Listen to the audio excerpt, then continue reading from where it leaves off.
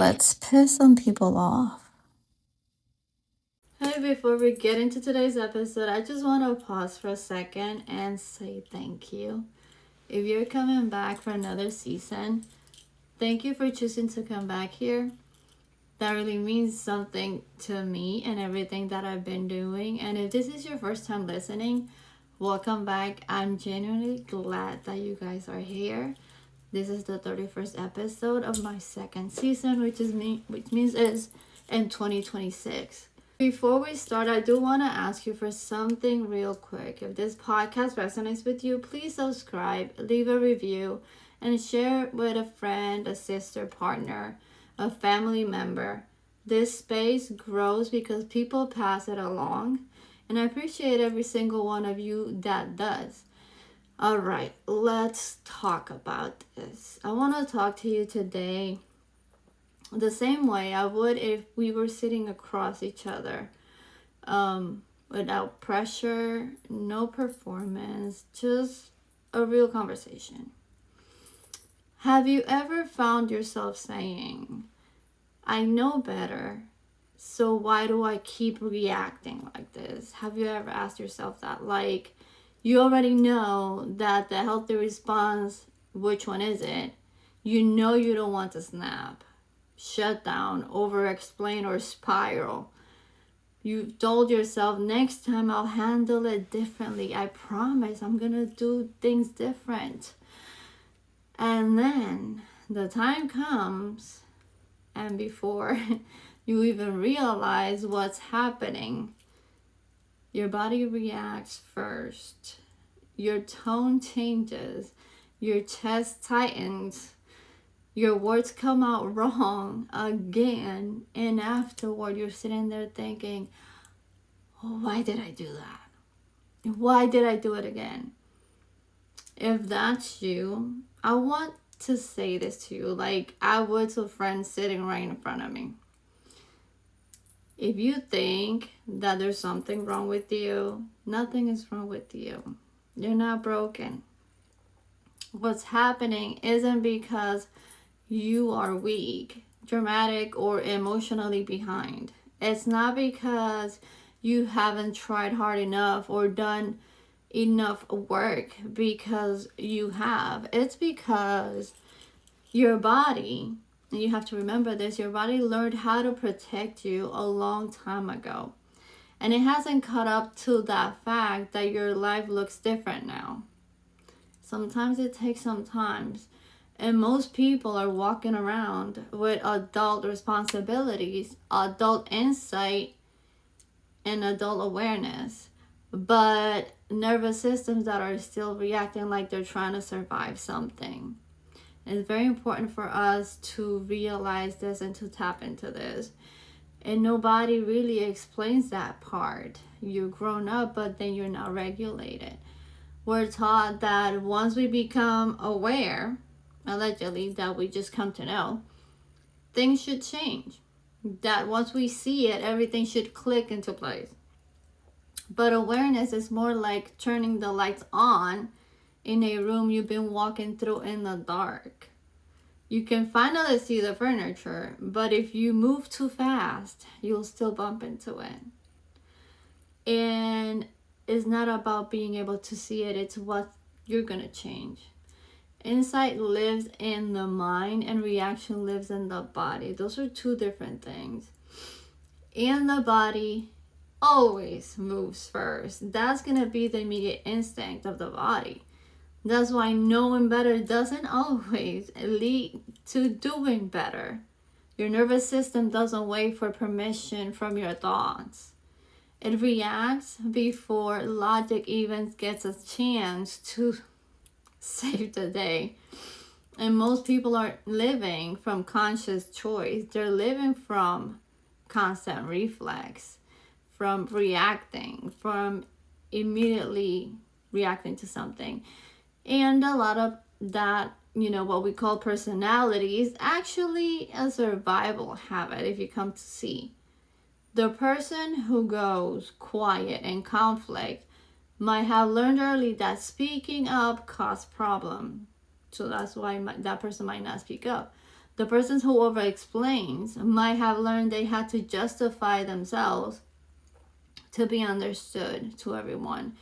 And the person who handles everything alone might have learned help wasn't reliable, so they're used to working on themselves and not asking for help.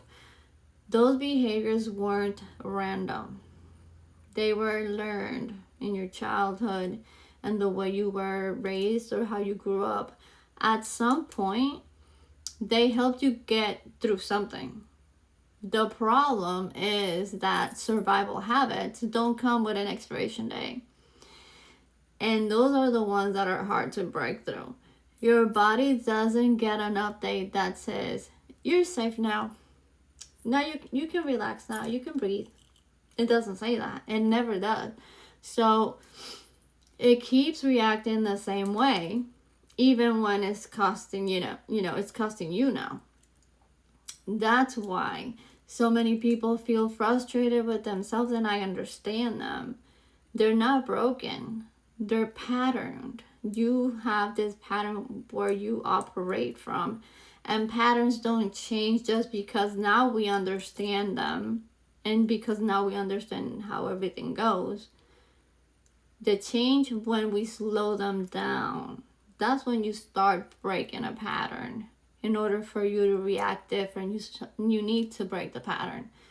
And this is where I want to explain something in very simple language, because a lot of people hear words like regulation or dysregulation and immediately feel lost. Like, what are you talking about? I'm not a machine to be regulated. So let's break it down so you guys can understand what these two words mean and what psychology or everyday interaction is. Being regulated just means your body feels safe enough to slow down. That's it. That's all it means. When you're regulated, you can pause, you can think, you can respond instead of react, because you take the time to think about that response before you let it out. Being dysregulated means your body feels tense, rushed, or threatened, even if nothing big is happening. When that happens, your body goes into protection mode. That's what survival mode usually does. And think about it like this. For example, if you've ever sent a text and immediately thought, why did I say that? That's dysregulation. If you've ever snapped and then felt embarrassed afterward, that's dysregulation, because you reacted over an impulse. If you've ever gone completely quiet in a conversation and couldn't explain why, that's also dysregulation, shutting down. Your body hit the gas before your mind grabbed the wheel. That's what usually happens when you're dysregulated. Most reactions don't come from bad intentions. And this is where we got to put ourselves in these people's shoes. They come from a nervous system that feels overwhelmed, and the body doesn't need a real emergency to feel threatened. That's what we also need to understand. It could be that, feeling ignored, feeling misunderstood, feeling criticized, feeling dismissed, feeling like you're about to be abandoned. Those are things that are like a threat to your nervous system. Your body doesn't stop to ask if the danger is real or remembered. It just reacts, period. And that's what usually happens. And this is where I want us to slow things down, to go together here for a moment, because I want you to actually see this in yourself, not in a judgmental way, but in an honest way. So if you can, I want you to think about a recent moment where you reacted to something. Not the biggest moment, not the most dramatic one, just something real and like every day. Maybe it was a conversation, maybe it was a text, maybe it was a comment, maybe it was a certain type of look. Something small that somehow felt really big for you. Try to picture that, one of those moments. You don't have to relive it. Just notice. Notice it. Oh, did this happen? Oh, I looked at this person a certain way. Oh, I did this comment. Now, ask yourself this first question. What happened right before I reacted? Not the story you told yourself, just the facts. Go back and try to see exactly what happened right before you reacted to that. What was said? What was done? What shifted in that moment that made you feel unsafe? Now, ask yourself this and be very honest about it. What did I feel in my body before I reacted? Because we don't realize we feel things in our body. Now, what you thought that you felt, what you really felt, ask yourself that. Did your chest get tight? Because we get different feelings, like our ears get red, our head wants to blow up. Did your chest tighten? Did your stomach drop? Did your jaw clench? Did you feel like heat in your body? Did you feel the urge to defend, explain, or shut down? This matters more than you guys think. This matters because your body reacts before your words do. And it's just a matter of you picking that up right away. Now ask yourself, what was my body trying to protect me from? Because in order for you to react, it's because you feel attacked. Not logically, emotionally. What was your body trying to protect me from? So were you protecting yourself from feeling maybe, I don't know, ignored, rejected, maybe misunderstood, embarrassed, or out of control? There's a reason why we react, and it's one of these. So there's no right answer, just an honest one with yourself. Until you start asking these questions and answering them to yourself, you're not going to get to know yourself. Now ask yourself, have I reacted the same way before? Maybe with different people, different situations, the same feeling. And if the answer is yes, that's not a failure. It's okay. That's a pattern asking to be seen. That's when you're like, oh, this is a pattern. I do this when I feel like so and so. And here's the last question. And this one is gentle. Promise. What might I have needed in that moment?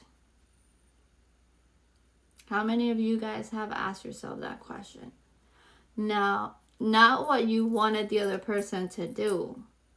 What do you need in that moment as a person to feel safe? Maybe you needed more time. Maybe you needed reassurance. And maybe you needed some space. Maybe you needed clarity. Maybe you needed safety. It's very important, the things that you need when you react to something, because then how are you going to explain why did you react if you don't even know? Just sit with that for a second, because awareness doesn't come from criticizing yourself. It comes from listening to yourself, to your body.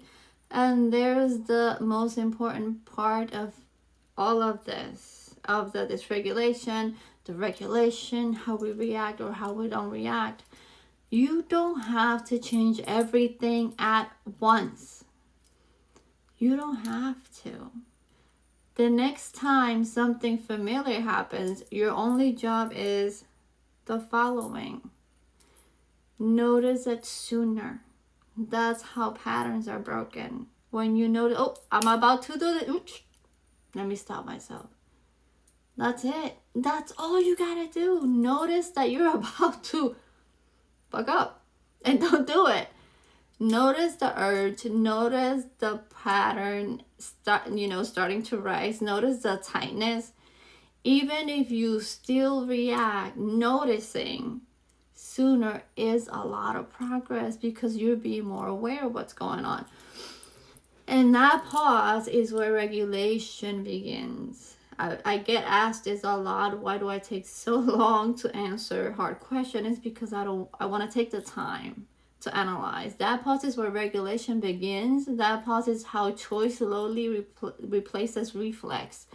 A lot of people think healing means being calm all the time.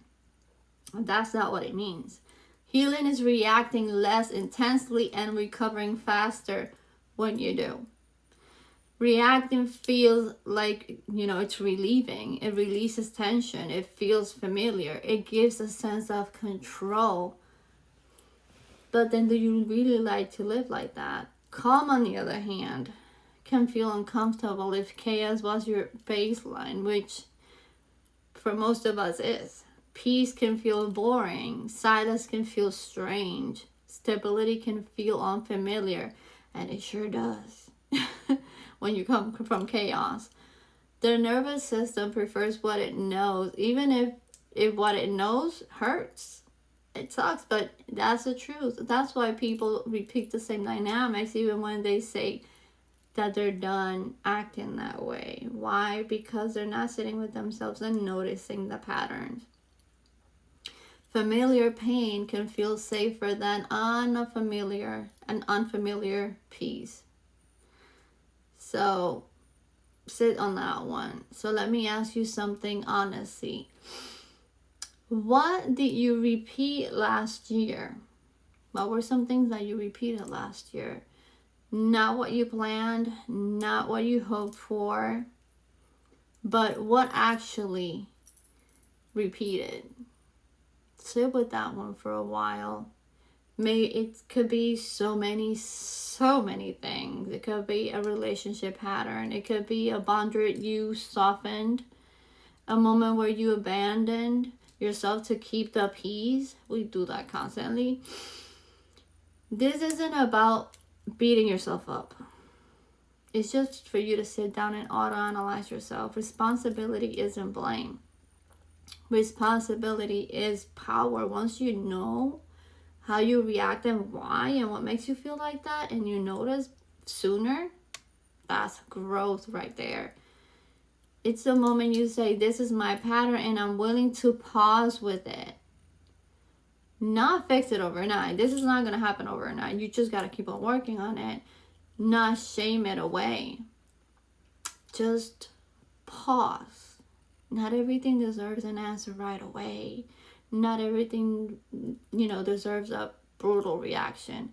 That pause right there changes everything. People don't realize how much a pause in a hard conversation really does. It resets everything. This year isn't about becoming a new person overnight. That's not what it is. It's about responding differently, one moment at a time. Choosing clarity over chaos, choosing presence over impulse, choosing yourself without making it dramatic. And realizing that not every emotion needs an immediate response. Let's breathe. Some emotions just need space. Like clouds pacing through the sky. They need space. Just take that time. So as you move into this year, I want to leave you with one simple question. Where can I pause instead of react? Not where can I fix myself. That's not the question. Not where can I be better. Just ask yourself this question. Where can I pause? Because that pause is where everything begins to change. People don't realize that sometimes all it takes is for you to just pause. Take a couple step backs and breathe. Pause.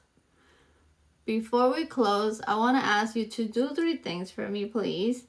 First, if this episode resonated, subscribe so you don't miss what's coming this season. We're on 2nd season of my podcast, 2nd year. Second of all, share this episode with someone you care about. These conversations matter more when we don't have them alone. These are meant to be shared. I would appreciate if you guys would do that. And third, take this question with you this whole week and think about this. What pattern am I ready to respond to differently if you have identified your patterns? What pattern am I ready to respond to differently? Thank you for being here, everybody. Thank you for trusting me with this conversation. Thank you for your time, as always. Like I always say, you guys could be doing anything else, but you guys are here watching me. If you have any comments, any questions, please drop them down below. And I'll see you guys on the next one. Thank you so much. Love you, bunches. And remember, we're unfiltered, unapologetic, and unstoppable. That's that.